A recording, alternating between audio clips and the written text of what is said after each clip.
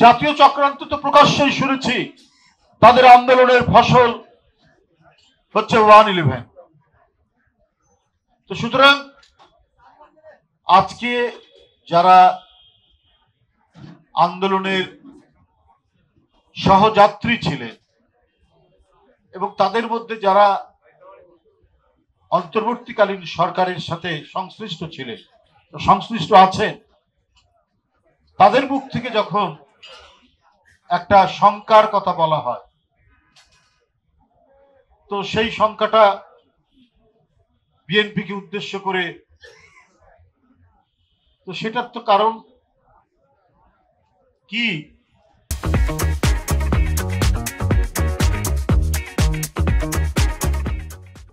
এটা তো আমাদের মনে হচ্ছে যে তারা এক ধরনের ভয় দেখিয়ে, যে দেখুন আপনারা যদি আমাদেরকে সমর্থন না করেন তাহলে কিন্তু 1-11 আসবে, কোন কোন উপদেষ্টা এই ভয় আমাদেরকে দেখাচ্ছেন কেন? আমরা 111 পার করেছি নিপীড়নের মধ্যে দিয়ে।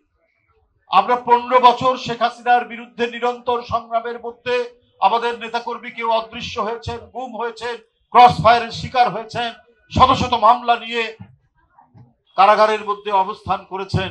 অল্প কয়েকদিন বেরিয়ে আসার যদি সুযোগ পান, আবার দেখা গেছে তাদেরকে কারাগারে নিয়ে যাওয়া হয়েছে। এখানে আমরা যারা বসে আছি প্রত্যেকেই শেখ হাসিনার সেই শ্বাসরুদ্ধকর বাংলাদেশে ভিতর রিমান্ড আর কারাগারের সঙ্গী ছিলাম। তাহলে আমরা আমাদেরকে ভয় দেখিয়ে লাভ।